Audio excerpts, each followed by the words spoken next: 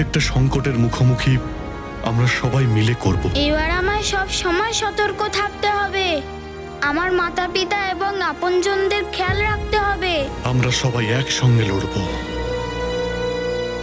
কিন্তু মহারাজ, একটা খুব বড় সমস্যা তৈরি হয়েছে। সমস্ত খাদ্য সামগ্রী ভূমিকম্পে নষ্ট হয়ে গেছে। ভূমিকম্প আর পর্বত ফেটে যাওয়ার জন্য গরুগুলো পাগল হয়ে গেছিল, আর ওরা ওই দিকেই পালিয়েছিল যেদিকে পর্বত ফেটে গেছিল। তুমি চিন্তা করো না, বনের ফলমূলই আমরা ভোজন করব, জলাশয় থেকে আমরা জল পান করব। কিন্তু এখন সন্ধে হয়ে আসছে, রাত্রিতে আমরা এখানে বিশ্রাম করব, আর সকাল হতেই নতুনভাবে আমরা আমাদের যাত্রা পুনরায় আরম্ভ করব। পিতাশ্রী, আমি প্রত্যেকটা সংকটে তোমার ঢাল হয়ে দাঁড়াবো। কেশরীর ঢাল হয়ে হনুমান দাঁড়িয়েছে, ওকে কেশরীর থেকে দূরে সরাতে হবে। কিন্তু কিভাবে মহারাজ? এখন তো হনুমান সম্পূর্ণ সজাগ হয়ে কেশরীকে রক্ষা করবে। কিভাবে আলাদা করবেন তাকে তার পিতার কাছ থেকে? কাল যেভাবেই হোক তার মৃত্যুদণ্ড দিয়ে ছাড়ে, আর তা করার জন্য আমি প্রকৃতি বা যে কোনো দেবতার থেকে সাহায্য নিতে পারি। যা আপনি ভালো মনে করেন মহারাজ। বলুন, কাকে খবর পাঠাতে হবে? আমি কালদেবের কথায় সমর্থন জানাচ্ছি। যে নিয়ম লঙ্ঘন করবে তাকে তো দণ্ড পেতেই হবে। অগ্নিতত্ত্ব, অগ্নিদেবকে বার্তা পাঠান। ওনাকে বলুন প্রাতঃকালেই ওনার সাথে আমি দেখা করতে চাই। যথাজ্ঞা প্রভু।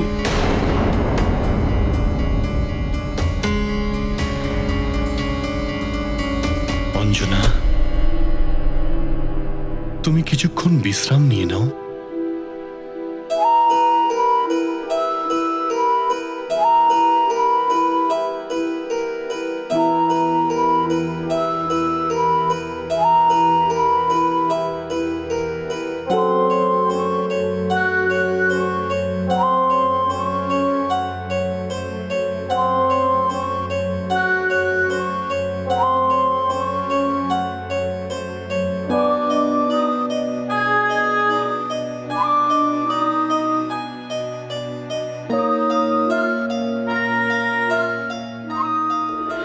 আসলে তোমায় সাবধান থাকতে হবে হনুমান।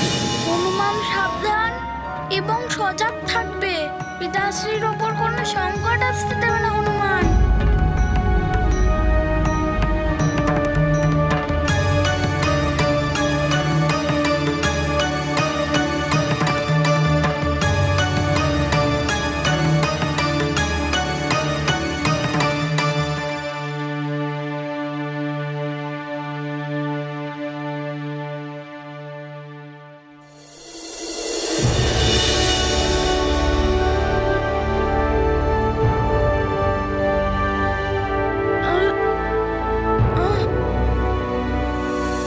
মহারাজ উঠুন।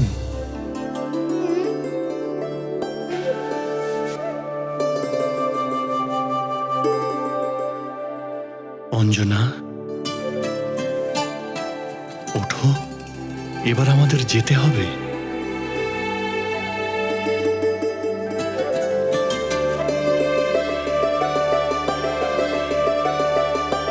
চলো মিত্র, আমরা তৈরি হয়নি এবং আগে পদার্পণ করি। সময়ের পূর্বে যাত্রা পূরণ করতে হবে।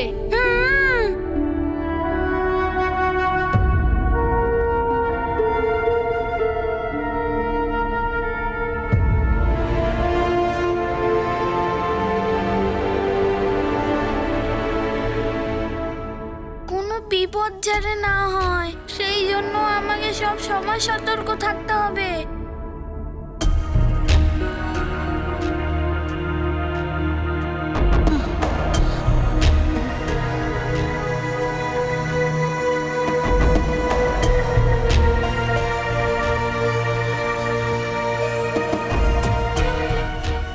হে প্রভু, সমস্ত সংকট আমাকে দিয়ে দাও, কিন্তু আমার পরিবারের ওপর কোনো সংকট যাতে না আসে।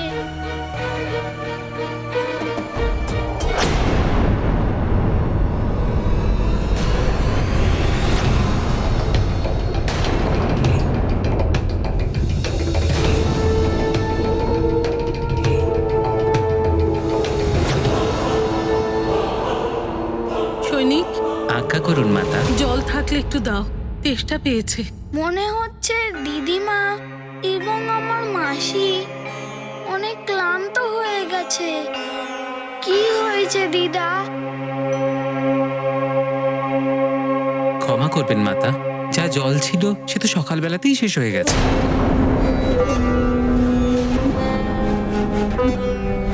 কিন্তু জল তো লাগবেই, আমাদের সকলের তৃষ্ণা পেয়েছে। আমাদের আমাদেরও জল চাই। জল তো অবশ্যই চাই, কিন্তু কোনো ব্যাপার না, আমি এক্ষুনি জল নিয়ে আসছি। দেখো, এটা বাঁশকলি রাজ্য। আমি এই রাজ্যের সঙ্গে পরিচিত।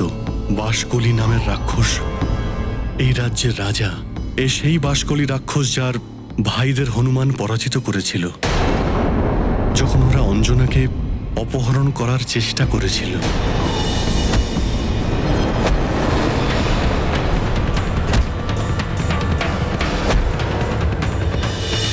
আমাদের এখানে খুব সাবধানে এগিয়ে যেতে হবে। যত শীঘ্র আমরা এখান থেকে চলে যাব ততই ভালো হবে। কিন্তু পিতাশ্রী, আমার মাসি আর দিদিমা সবাই জল পিপাসা পেয়েছে। জল তো আমার নিয়ে আসতেই হবে। আমরা এই পাহাড়টা একবার অতিক্রম করে নিই, তারপর ওইদিকে সবুজে ভরা বনভূমি আর জলাশয়ও আছে।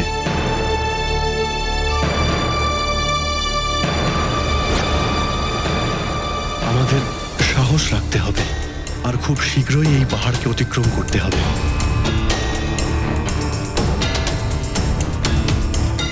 চলো।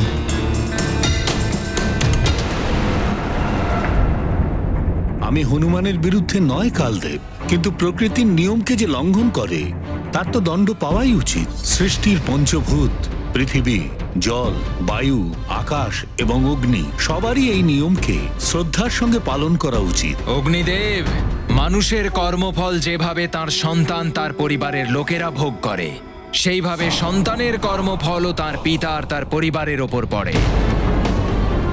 হনুমানের জন্য উচিত দণ্ড তার পিতার মৃত্যু, আর তার জন্য আমার আপনার সহযোগিতা প্রয়োজন। কিন্তু কালদেব, হনুমান মহাশক্তিশালী। সে থাকতে কেশরীর কেউ ক্ষতি করতে পারবে না। ও যে করেই হোক কেশরীকে রক্ষা করবে।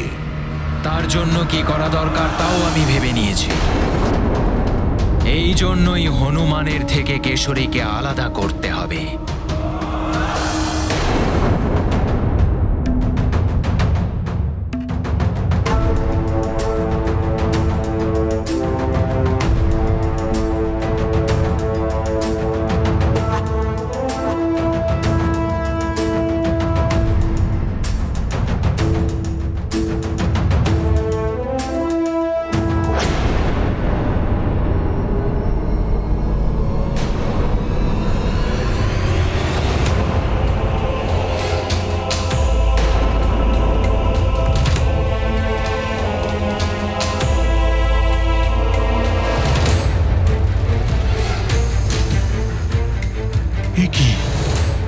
এখানে সবুজে ভরা বনভূমি ছিল, জলাশয় ছিল। স্বামী, এখানে তো শুধুমাত্র মরুস্থল দেখতে পাচ্ছি, কোনো জলাশয় বা সবুজে ভরা বন নেই। আমারও খুব আশ্চর্য লাগছে। সবুজে ভরা বনভূমি আর জলাশয়ের জায়গায় শুষ্ক মরুভূমি।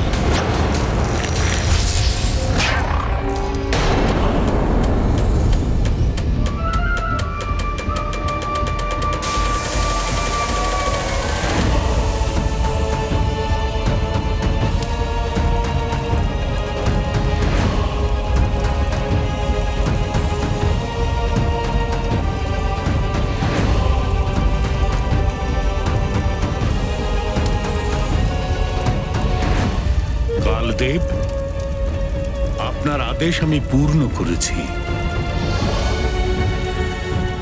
কালদেবের পথ এবার সুগম হয়ে গেল। কালদূত চলে এসছে।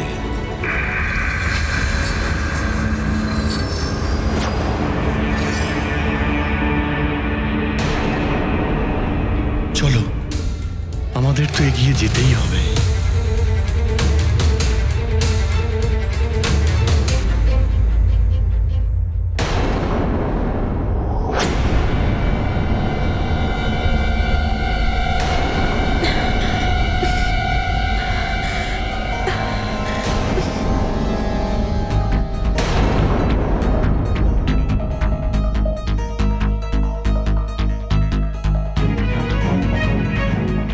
এখানের মাটি তো আগুনের মতো তাপ দিচ্ছে।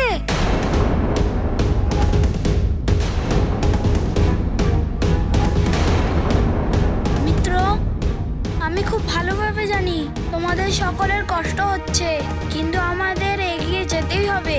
তা না হলে আমরা যাত্রা সম্পূর্ণ করতে পারবো না। চলো মিত্র, আগে পদার্পণ করি।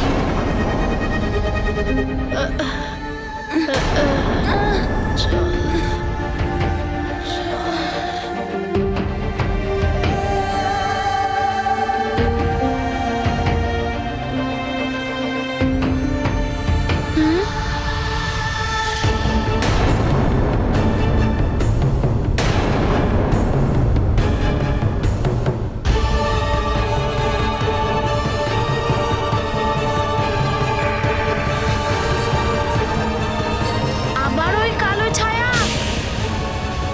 দাঁড়াও সবাই।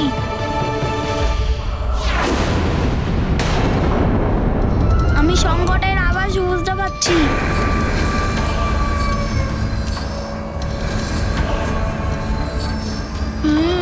ভয়ঙ্কর কালদূত।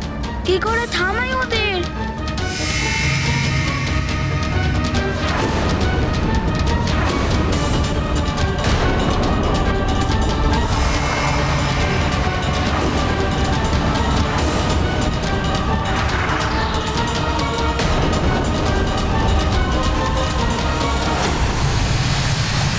সবাই সাবধান হয়ে যাও, মরুভূমির মধ্যে ছিদ্র দেখা দিচ্ছে। এগুলো সব কিছুকে ভিতরে টেনে নেয়।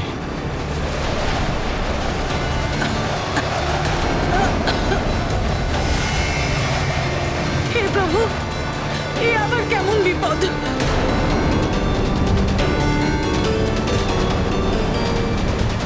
কি হলো হনুমান? এই মরুভূমিতে এই ঝড়টাকে কি করে থামাবে?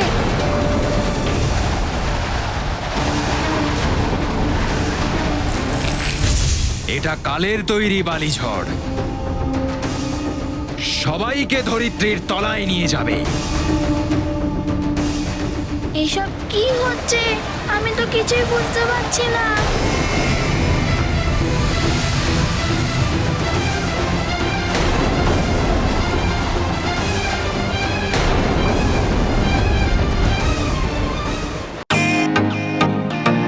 Welcome to bitten world.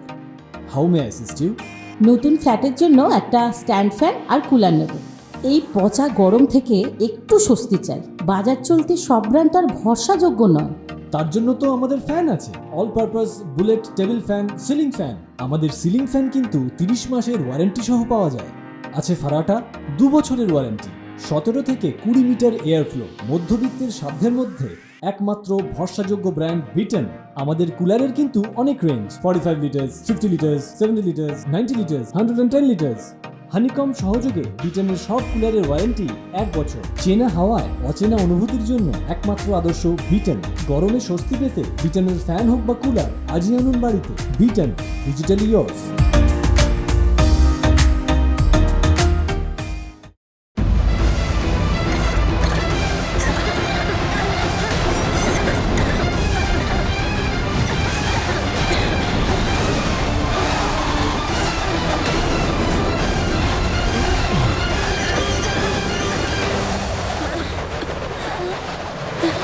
এসব বিপদ হনুমানের জন্যই হচ্ছে।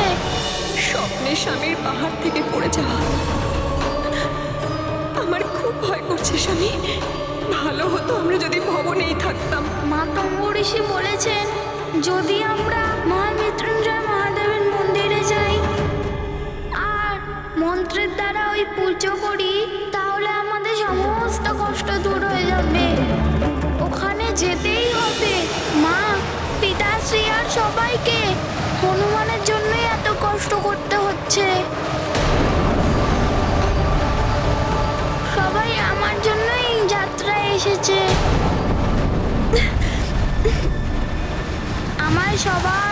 করতে হবে।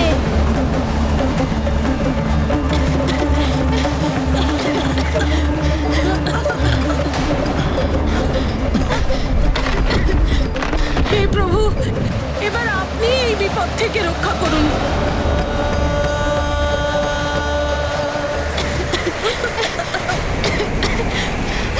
হনুমান, না!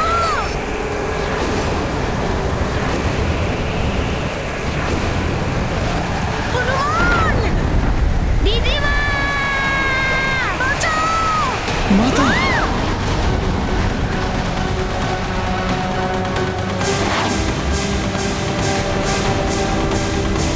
হনুমান! হনুমান! দিদা!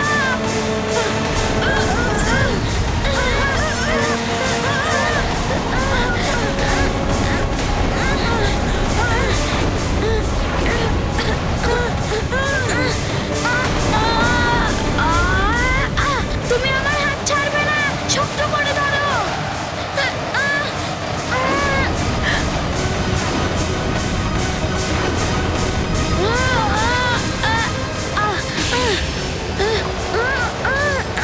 এ কি? অন্য স্থানে বালির ছিদ্র হচ্ছে। মিত্র, তাড়াতাড়ি কিছু করো। তোমরা সবাই আমার লেজটা ধরে নাও, তাহলে তোমরা কেউ বালির ভেতর যাবে না।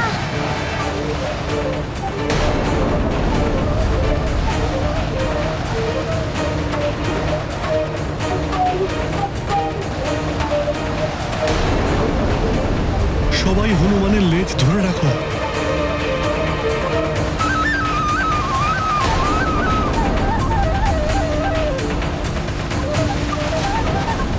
পিতাশ্রী, তুমিও লেজটা ধরে নাও। না পুত্র, আমার জন্যই বারবার এরকম সংকট হচ্ছে। আমি এটা হতে দেব না পুত্র। না পিতাশ্রী, এমনটা করো না। না, সবাইকে রক্ষা করার জন্য আমাকে এগোতেই হবে। আমাকে এগোতেই হবে পুত্র। পিতাশ্রী, দাঁড়াও।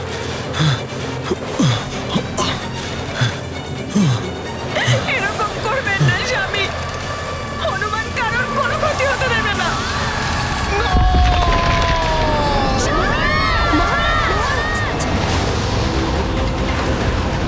মহারাজ কেশরী!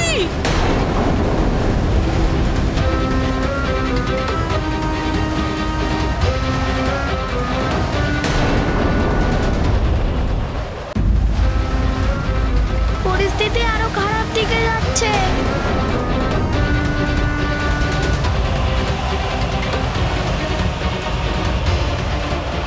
দিদিমাকে রক্ষা করব নাকি পিতাশ্রীকে?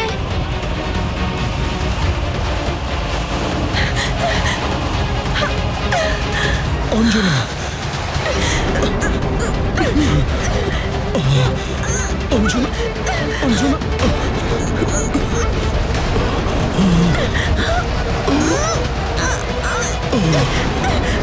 পিতাশ্রী যদি লেজটা ধরতো তাহলে এমনটা হতো না। এবার আমি কি করব? স্বামী, আরেকটু শক্তি প্রয়োগ করে বাইরে আসার চেষ্টা করুন স্বামী। মা, ভালো করে টানো পিতাশ্রীকে। অঞ্জনা, আমিও সম্পূর্ণ চেষ্টা করছি,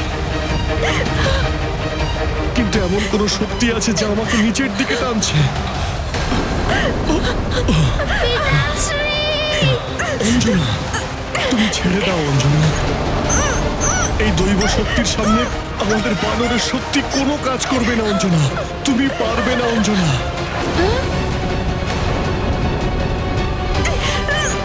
অঞ্জনা,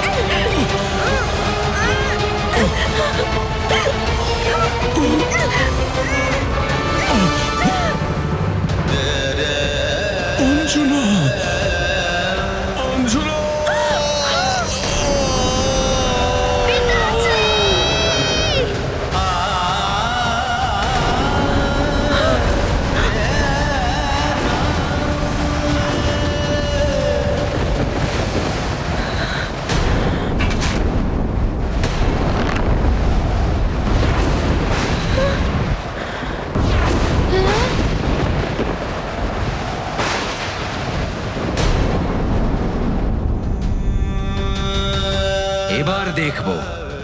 আর এই প্রহার থেকে হনুমান কিভাবে বাঁচায় কেশরীকে।